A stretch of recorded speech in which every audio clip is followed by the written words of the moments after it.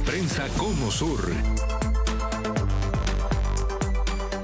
Hola, ¿qué tal? Un gusto saludarlos desde el Centro Internacional de Noticias de NTN 24 en el Cono Sur. Soy Angie Gutiérrez. Bienvenidos. El ministro de Relaciones Exteriores de Chile, Alberto Van Klaveren, y el fiscal nacional de este país, Ángel Valencia, acudieron ante las autoridades de la Corte Penal Internacional con sede en La Haya para entregarles todos los antecedentes que hasta el momento se tienen del caso del secuestro y posterior asesinato del teniente venezolano Ronald Ojeda Moreno, ocurrido en febrero de 2024 en Santiago de Chile. Esto con el objetivo de que dicha información sea de utilidad para la Corte en la investigación denominada Venezuela 1, investigación que busca determinar las responsabilidades políticas y penales de los delitos de lesa humanidad cometidos por agentes del régimen de Nicolás Maduro. Revisemos las declaraciones del fiscal nacional de Chile, Ángel Valencia.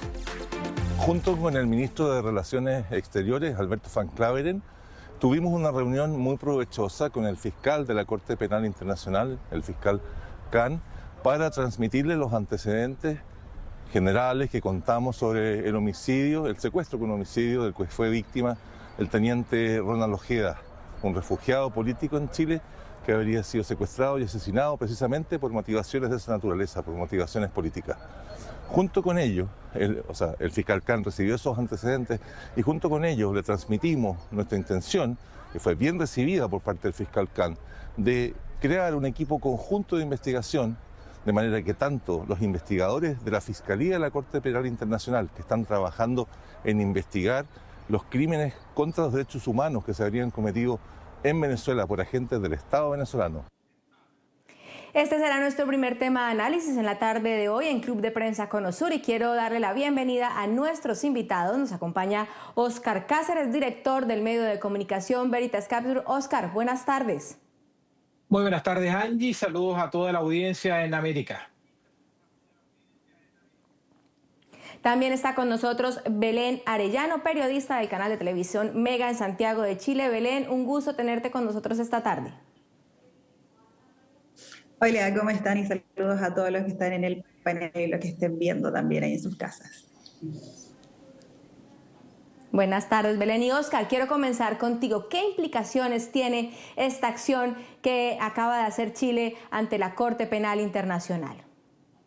A ver, lo que hace Chile es ratificar una cuestión que ya las autoridades venían anunciando y además fortalece la tesis judicial que ha levantado el Ministerio Público, la Fiscalía chilena, en torno a que el secuestro y posterior asesinato del teniente Ronald Ojeda está determinado por razones políticas, pero no solamente el móvil político, sino que además, según la Fiscalía, aquí ha habido una participación directa del régimen de Nicolás Maduro, con una orden directa de Diosdado Cabello. Eso es lo que se ha dicho en sede judicial, eso es lo que se ha establecido por parte de la Fiscalía y eso es lo que han dicho también testigos e imputados que están en el pleno proceso judicial respecto de este crimen político. Lo que hace Chile entonces es que cumple con lo que ya se había señalado respecto a que se iban a poner estos antecedentes a disposición de la Corte Penal Internacional, pero en una etapa previa, porque recordemos, estamos en la etapa probatoria, digamos, la etapa del juicio,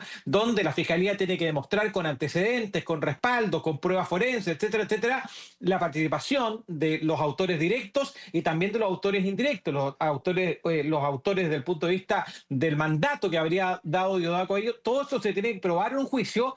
Todavía no hay una sentencia respecto de esto, pero lo que hace la Fiscalía es poner a disposición los elementos que tiene, los datos que tiene desde el punto de vista de la investigación judicial a la Corte Penal Internacional para que investiguen en conjunto. Pero en esto, para ser muy claros y precisos con la audiencia, no hay todavía una sentencia firme, no hay un juez de la República de Chile que haya dicho que efectivamente se consolida la tesis del Ministerio Público en torno a que Venezuela, el gobierno de Nicolás Maduro y de Diosdado Cabello en particular, fueron los responsables directos. Esa es la tesis jurídica que se tiene que demostrar en juicio y esos elementos de la prueba, esos elementos de la investigación judicial van a ser trabajados en conjunto con la Corte Penal Internacional, como ha señalado el fiscal Ángel Valencia.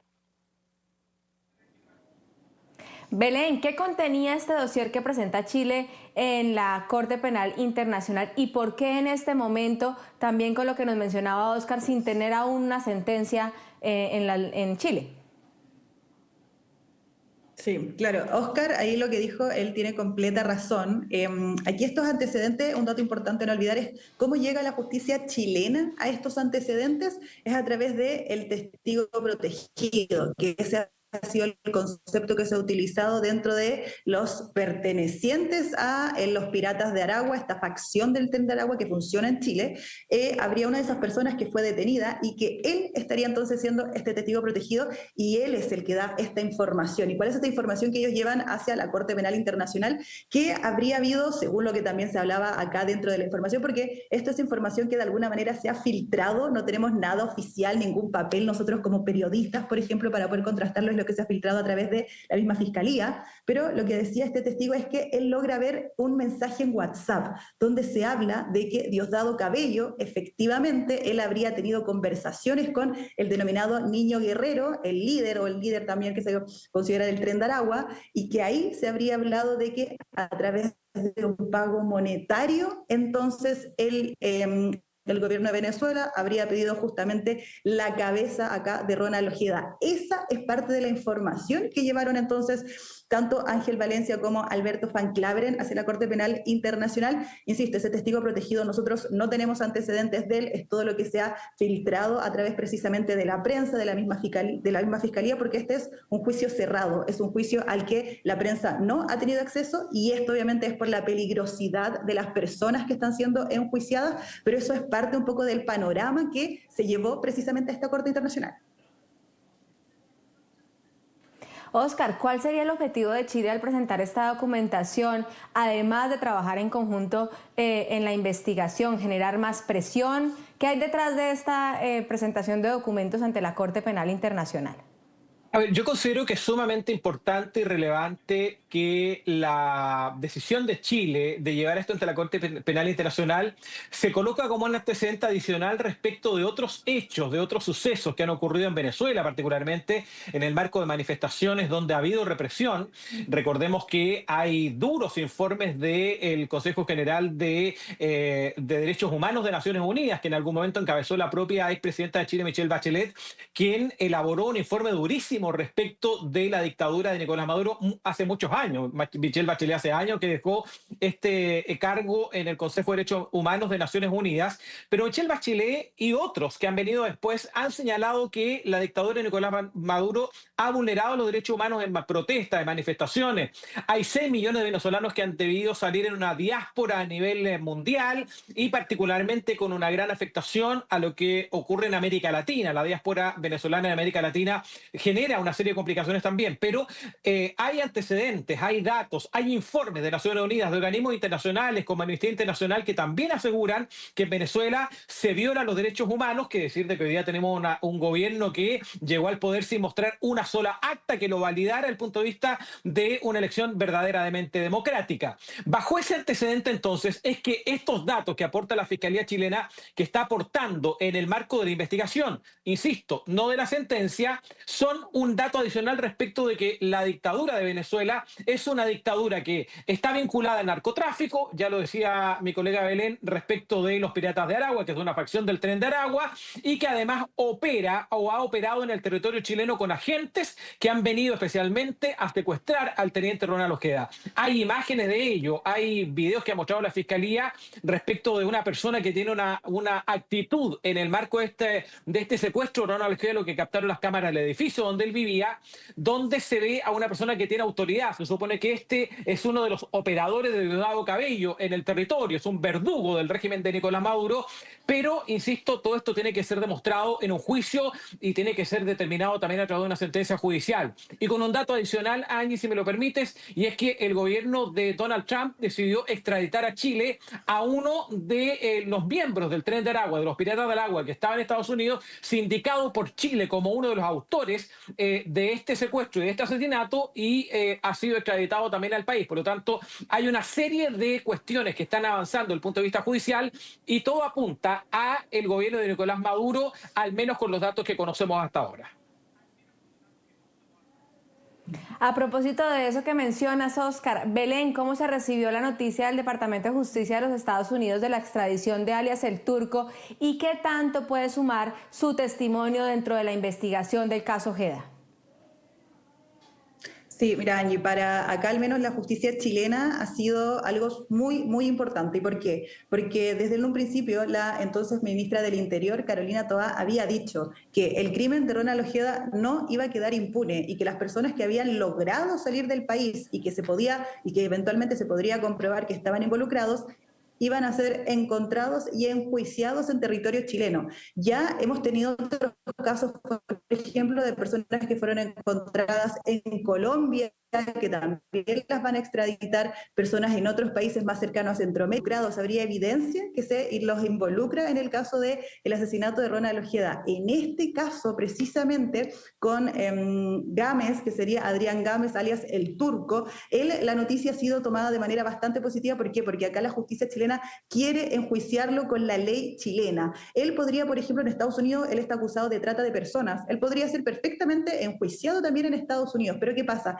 Chile lo había pedido y es por eso que para por lo menos el sistema chileno es importante para dejar en evidencia, para poder marcar un precedente de que agentes extranjeros no pueden venir a nuestro territorio a asesinar gente así como si nada, y sobre todo alias El Turco, porque él, de comprobarse, él habría sido el autor material o el autor intelectual, bien digo, el autor intelectual del asesinato de Ronald Ojeda, habría dado indicaciones, habría dado órdenes. Por eso es que su captura y su eventual extradición va a ser muy importante para todo el proceso investigativo acá en Chile. Oscar, esta presentación de los documentos de Chile, del gobierno chileno a la Corte Penal Internacional, ¿se puede ver o analizar como un reconocimiento de parte del gobierno de la vulneración de su soberanía? O sea, es que no hay ninguna duda respecto de ello. Chile efectivamente tuvo una intervención de una potencia extranjera, en este caso de Venezuela, en el territorio nacional, haya operado o no a través de los Piratas de Aragua, de esta facción del Tren de Aragua que está operando en Chile. Lo dice el propio Nicolás Maduro con una desfachatez bien impresionante respecto de que en Venezuela el Tren de Aragua es historia porque se los trajo todos según su declaración el expresidente Sebastián Piñera. Bueno, esta acción que hace, yo me permitiría hacer una distinción respecto de que, en mi opinión, no es el gobierno de Chile, es el canciller, que es representante del gobierno, el gobierno en ejercicio, pero además del fiscal nacional, que es un órgano más permanente de la administración del Estado chileno, quienes van hasta la Corte Penal Internacional a entregar estos antecedentes. Por lo tanto, aquí hay una acción del Estado de Chile y que ha sido respaldada por todos los sectores políticos.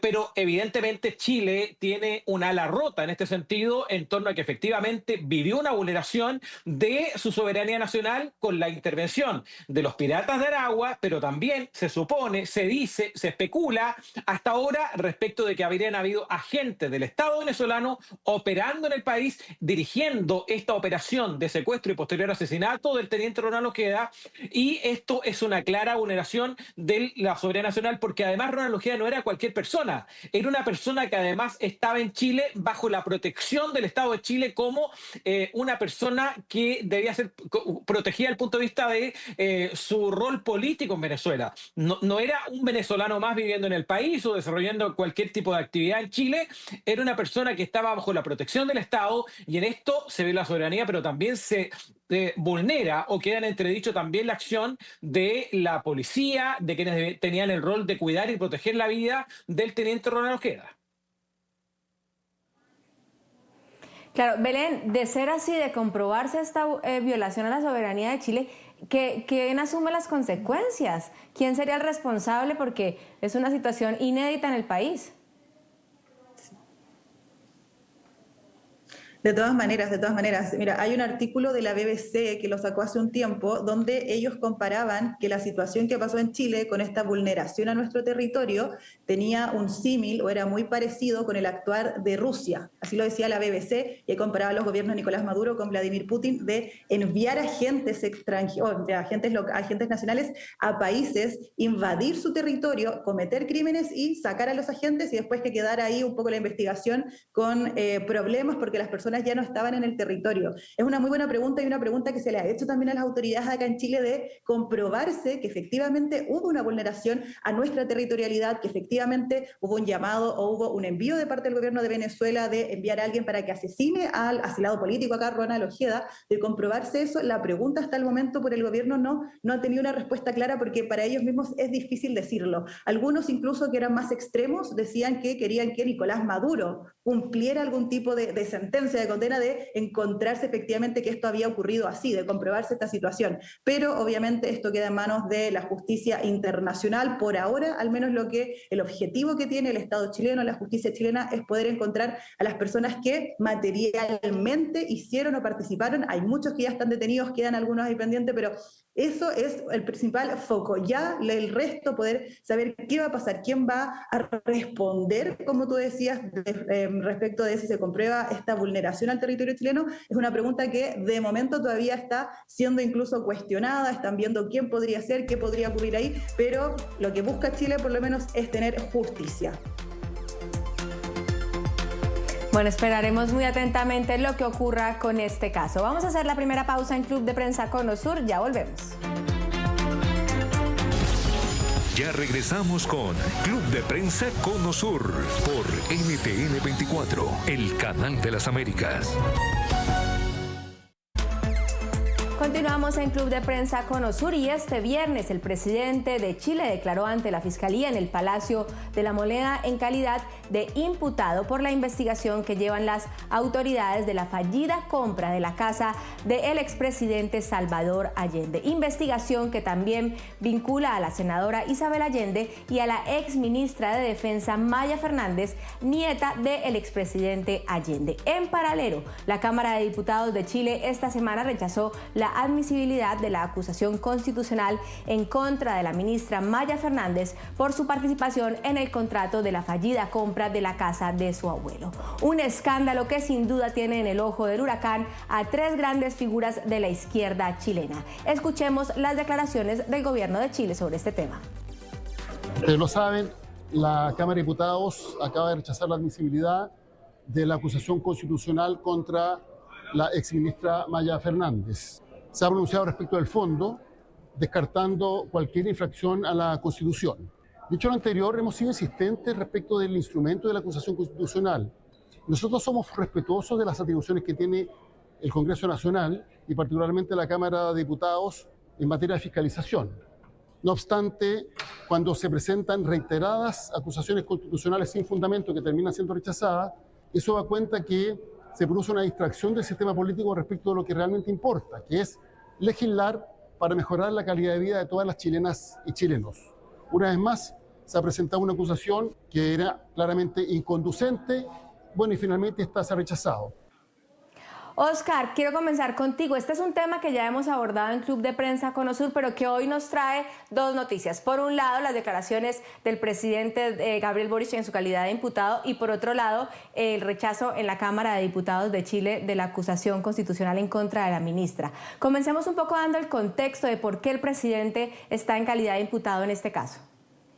Bueno, para explicarlo en sencillo, esta es una decisión presidencial, el impulsar y convertir en museo las casas de los expresidentes de la República, Patricio Aylwin y Salvador Allende, que además fueron antagonistas desde el punto de vista histórico en aquellos complejos años de la década del 70, de principios del 70, es una decisión presidencial. Es el presidente de la República quien impulsó estas dos compras como un proyecto político personal y él así lo ha reconocido. Esta compra estaba debidamente reforzada a través de las finanzas del Estado porque fue aprobada la Ley de Presupuestos de la Nación del año 2023, ni siquiera 2024. Por lo tanto, aquí hay una situación que tiene una serie de aristas. ¿Es válido, legítimo que dos figuras de la historia de Chile conviertan sus casas en museo? Es absolutamente válido. El problema está en que quienes son herederas de la casa del expresidente Allende. Entre otras está la senadora Isabel Allende y la exministra de Defensa Maya Fernández, hija directa, nieta en primer grado del expresidente Salvador Allende. Y ellas participan de esta compra y venta, de esta transacción, en tanto cuanto tienen que poner la firma para que el negocio avance, para que el Estado compre la casa, etcétera, etcétera. Y el problema está en que la Constitución Política de Chile vigente dice con total claridad que las ministras de Estado o ministros de Estado o parlamentarios, en el caso de la senadora Allende, no pueden celebrar contratos con el Estado. Y es por eso que la senadora Allende está requerida ante el Tribunal Constitucional, porque podría perder el cargo por esta razón, y Maya Fernández pierde el cargo desde el punto de vista político, pero se salva del juicio político de la acusación constitucional, porque la derecha tampoco hizo bien las cosas en la Cámara, ni siquiera llegaron los acusadores a defender la acusación en la comisión que revisó el libro acusatorio. Por lo tanto, la verdad que la izquierda y la derecha en esto han dado un pésimo espectáculo, y el presidente de la República, habiendo sido el impulsor de estas compras, tiene la responsabilidad entonces de decir hasta qué nivel él participa y sabía o no que estas dos figuras que tienen un impedimento legal para contratar con el Estado, estaban contratando con el Estado. Y eso es lo que está investigando el Ministerio Público con esta acción. Belén, ¿en qué podría terminar este caso? ¿Podría escalar? ¿Podría generar algún tipo de proceso en contra del presidente Gabriel Boric? Mira, esa es una pregunta justamente que mucha gente se ha hecho. ¿Y por qué? Porque hasta la fecha hay por lo menos 7 personas, entre ellas la exministra Maya Fernández, que tuvieron que desvincularse a raíz de este papelón que algunos ya llaman, porque efectivamente hubo este intento de querer comprar la casa del expresidente Allende, pero ¿cuál es la defensa también de la exministra Maya Fernández? Que dice su abogada es que fueron solo actos preparatorios, pero finalmente no se concretó nada, es decir, no hubo tal compra. Por eso es que ya sabemos que 7 personas han tenido que dejar el cargo, también la ministra de Bienes Nacionales, pero es ahí donde algunos dicen que esta situación debería ir desescalando con el tiempo. Habría que ver qué ocurre ahora, por ejemplo, con la senadora Isabel Allende, pero respecto del presidente, algunos cuestionan que a él se le avisó, a él se le habría informado, a su equipo de asesores también se le habría informado que esto no podía seguir ocurriendo este proceso porque habían temas legales, se le había informado que esto estaba incluso penado a través de la Constitución chilena, y es por eso que algunos dicen que eventualmente sí podría quizás haber algún tipo de sanción mayor o algo que le podría pasar al presidente Gabriel Boric, pero también ahí hay que tener en cuenta que es el presidente, él también goza de ciertos beneficios y al mismo tiempo él le queda ya menos de un año de gobierno, entonces habría que ver qué pasa con este proceso, si es que eventualmente existe algo mayor, si es que se abre, por ejemplo, un proceso judicial por fuera, si es que él tiene que responder más y si lo toma si le toca o le justamente ocurre esto mientras él sigue siendo presidente o ya le toca cuando él deje el cargo. Pero sí, efectivamente hay gente, sobre todo de la oposición, que le gustaría, que está esperando que esto también ocurra, que le pase algo, algún tipo de sanción al presidente, pero obviamente desde su partido y también otras voces dicen que habría que esperar, que esto habría que empezar a poner paños fríos y que eventualmente esto debería ir desescalando, algo que de momento no se ve. Obviamente se rechaza la acusación constitucional contra Maya Fernández, pero todavía queda ver qué pasa con la senadora Isabel Allende. Óscar, ¿por qué se rechaza la acusación constitucional en contra de la ministra? ¿Cuáles fueron los argumentos que no la dieron para que avanzara?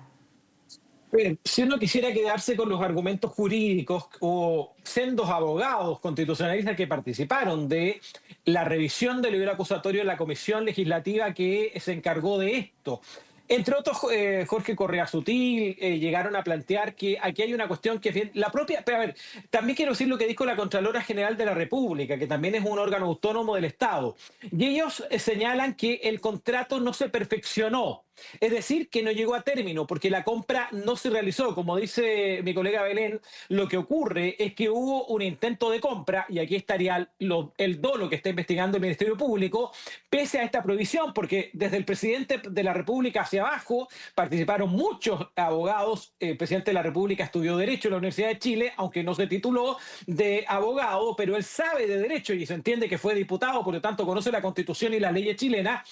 Entonces se advierte que aquí podría haber habido un conocimiento, pero al no haberse concretado la compra, dice la Contralora, no habría un perjuicio para el Estado. No se perfeccionó la compra, también dijeron los abogados constitucionalistas. Si nos queremos quedar con los argumentos jurídicos, esos son los argumentos jurídicos por los cuales el libelo no habría prosperado y recibió el rechazo en la comisión que revisó esta acusación constitucional.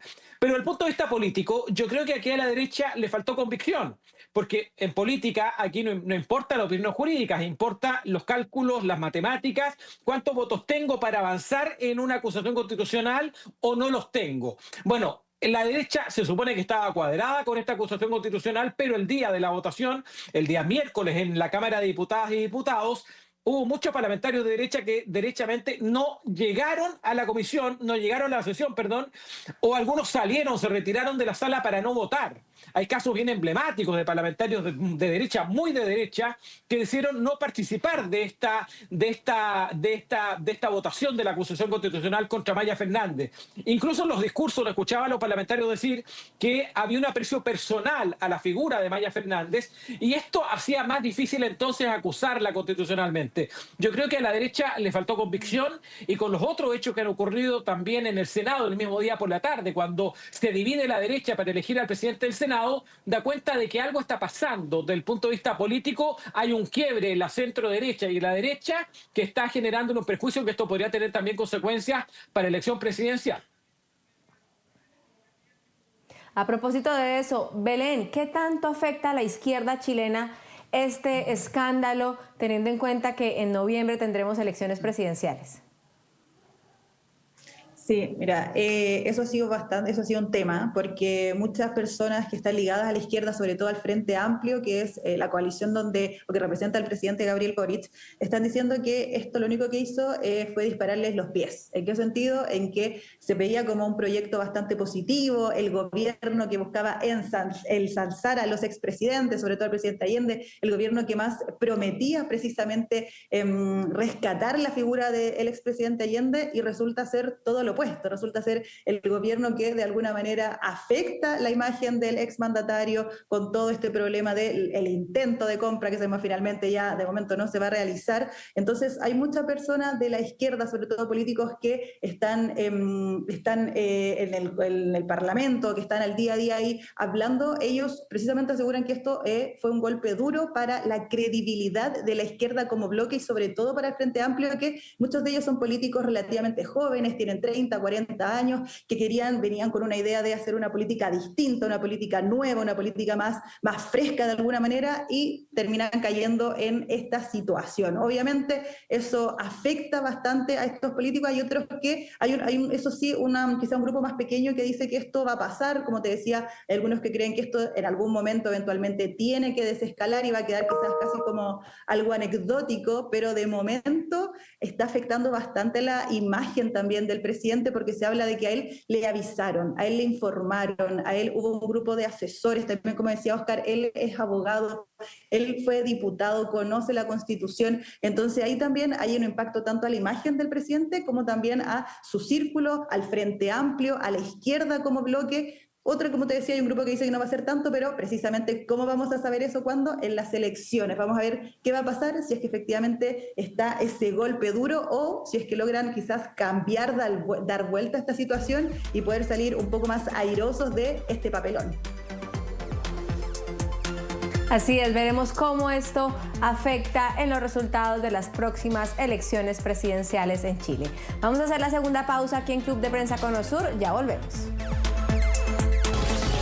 Ya regresamos con Club de Prensa Conosur por NTN 24, el canal de las Américas. Y en entredicho quedó la Cámara de Diputados chilena tras rechazar un proyecto de ley antinepotismo que pretendía prohibir el ingreso a la administración pública de familiares de autoridades en ejercicio. La iniciativa necesitaba 77 votos para ser aprobada, solo tuvo 64 a favor, 23 legisladores votaron en contra y 36 se abstuvieron, por lo que tuvo que ser archivada. Oscar, comenzar contigo y cuéntanos cuál es el contexto de esta normativa, de este proyecto de ley y por qué no logró la aprobación. Es un proyecto de ley que tiene muchos años de tramitación. Lo presentó en su minuto el entonces diputado José Antonio Kast. José Antonio Kast, que es candidato a la presidencia de la República, que incluso pasó a la segunda vuelta compitiendo con Gabriel Boric, y Gabriel Boric le ganó esa elección.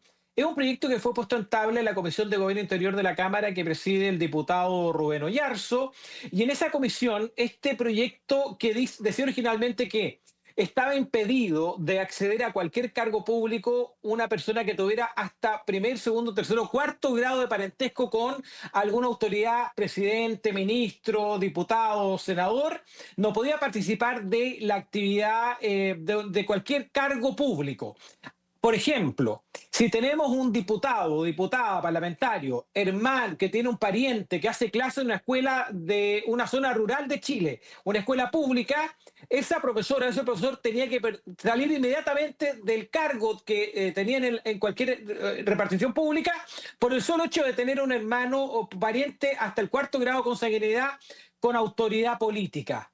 Esto es lo controvertido del proyecto, que desde el punto de vista legislativo, desde el punto de vista del texto, es un pésimo proyecto, porque generaba una normativa demasiado general, no especificaba y no daba razones, más del hecho de ser pariente. Claro, uno dice, con el nivel de corrupción que hoy día tienen las instituciones a nivel de América Latina y también en Chile por lo demás, que se tienen que generar normativas que impidan cualquier situación de nepotismo, cualquier abuso de poder, cualquier, lo que en Chile llamamos el pituto, acceder a cualquier cargo porque uno es pariente de, o amigo de, o conocido de, sino por mérito, la meritocracia. En el sentido estricto, era un proyecto que tiene un buen titular, pero desde el punto de vista del contenido legislativo era un pésimo proyecto.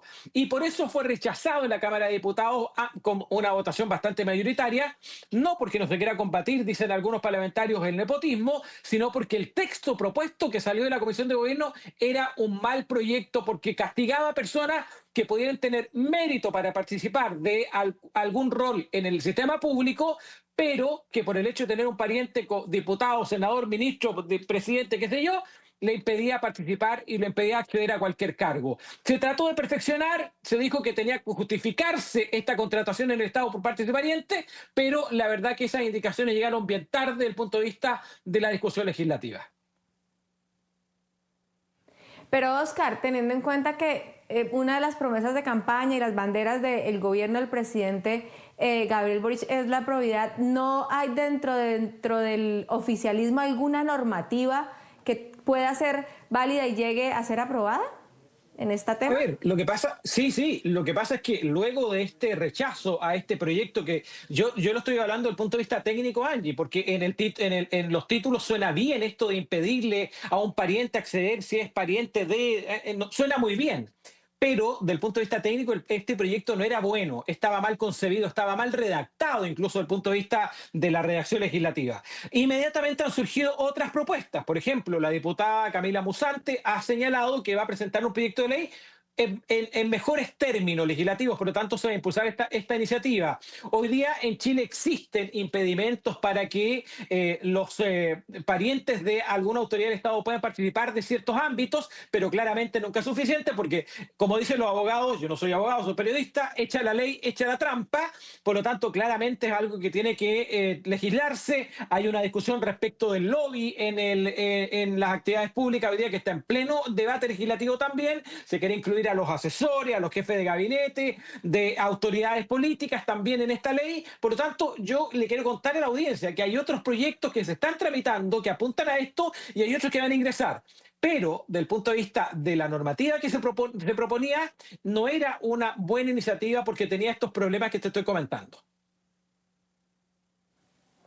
Oscar, quiero agradecerte tu tiempo esta tarde en Club de Prensa Conosur. Sabemos que tienes otro compromiso, pero gracias siempre por ese completo análisis. Continuamos contigo, Belén. ¿Qué tanto ha golpeado en la opinión pública este caso? ¿Qué opina la ciudadanía? ¿Cuál ha sido la conversación también en los medios de comunicación en Chile por este caso? Sí, primero despedir a Óscar, un gusto haber compartido con él y decir que esto ha sido tema igual, porque en la cultura chilena, como bien lo decía Óscar, tenemos este concepto del pituto y es algo que está bien conocido dentro de nuestra sociedad. Mucha gente dice, no, tengo pituto acá, no, yo conozco a alguien, así que voy a entrar ahí por pituto. Eso es muchas veces una conversación común, o sea, incluso ahora, por ejemplo, estamos llorando la muerte de un gran artista, un gran músico acá en Chile, y cuando estaban buscando sacerdote, una persona dice, no, yo tenía el pituto, conocí a alguien y ahí. Entonces, lo usamos mucho nosotros en distintos ámbitos. El rechazo de este proyecto, como bien decía Óscar, el proyecto sonaba muy bien en el título, o sea, ponerle fin a lo que fuera el nepotismo, ponerle fin quizás a ciertas preferencias, pero en la práctica y en el papel no funcionó mucho. ¿Por qué? Porque hablaba de que había que buscar la idoneidad de la persona, pero no decía cómo se tenía que buscar ni cómo iba a comprobarse también si esa persona era la mejor para ese cargo. En Chile, como te decía, es bastante amplio, es muy común escuchar ese concepto en distintos contextos. Entonces, cuando se rechaza este proyecto de ley, a muchos no les cambia nada la realidad, porque efectivamente no hay ningún tipo de cambio, pero hay otros que, como también bien decía Óscar, buscan la meritocracia, buscan que sea a través de tus capacidades, tus estudios, tu postulación también, porque muchas veces también puede ocurrir que se abra algún tipo de concurso y después concurso público, por ejemplo, para entrar a algún cargo, y después siempre muchas veces se habla de que no, entró el amigo, entró alguien por acá. Entonces, para otros sí efectivamente fue muy doloroso, porque era una norma que buscaba regular eso, pero, insisto, como bien decía Óscar, la norma sonaba muy bonita en el título, pero en la práctica, en el papel, no era clara, no ejemplificaba, no era concreta en cómo precisamente iba a funcionar eso, y por eso es que a algunos efectivamente les dolió que no se aprobara, pero otros dicen, podemos presentar otro proyecto, se puede hacer de mejor manera para poder así controlar mejor esta cultura del pituto que muchas veces todavía tenemos acá en Chile. ¿Será este un tema, el pituto, en las campañas presidenciales? ¿Lo veremos en los debates de parte de los candidatos? Mira, uno siempre ve, sobre todo en campañas presidenciales, uno siempre ve que quienes están ahí, el círculo de hierro de los candidatos, uno ve siempre, obviamente, a los familiares, esposa, hijo, y después empieza a extenderse también el tío, el sobrino, el amigo, y ocurre. No es algo que acá en Chile se pueda tapar el sol con un dedo, todo lo contrario, es una realidad que como chilenos conocemos bien, como chilenos estamos bien interiorizados de nuestra cultura del pituto, como te decía. Probablemente en la campaña vamos a ver a mucha gente cercana, mucha gente que quizás no tiene la mejor capacidad, pero que es cercana al personaje, a la persona que está postulando, y la vamos a ver ahí. La idea, eso sí, porque ya hay algunas personalidades políticas que están diciendo que ellos quieren dejar de lado eso, cambiar un poco esta cultura del pituto que tenemos, y hay algunas personalidades que ya están diciendo que en caso de que ellos lleguen a un cargo, van a hacer concursos públicos, van a llamar a todos a través de concursos públicos para poder ver sus méritos, para poder ver sus logros, para poder evaluar de la mejor manera. Pero no es algo tan común, gente cercana, los intereses, qué es lo que quiere la persona, pero también si es que el otro es cercano y quiere algo más. Es parte, como te insisto, de un poco nuestra cultura. Entonces, frenar todo eso no va a ser un cambio de la noche a la mañana, va a ser un cambio que va a requerir mucho más tiempo. Probablemente la campaña política lo vamos a ver más, probablemente también lo van a nombrar, como te digo, hay personalidades, por ejemplo, sobre todo de derecha, que están diciendo, no, yo quiero hacer algo distinto, pero los de izquierda tampoco se quedan atrás, están ahí buscando quizás acercarse a algo, pero es muy prevalente, todavía uno ve mucho la cultura del pituto acá en Chile. Gracias, Belén. Vamos a hacer la última pausa en Club de Prensa Conosur, ya volvemos. Ya regresamos con Club de Prensa Conosur por NTN 24, el canal de las Américas. Seguimos en Club de Prensa Conosur, ya finalizando esta tarde. Belén, tu conclusión en 30 segundos de lo que será esta carrera presidencial por el sillón en el Palacio de la Moneda en Chile.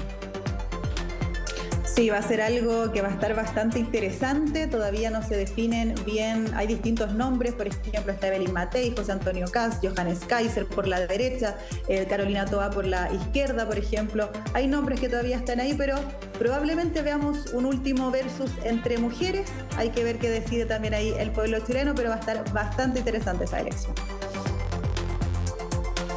Gracias, Belén, por tu completo análisis, y a ustedes por estar en sintonía con Club de Prensa Conosur. Continúen con el canal de las Américas. Buen fin de semana.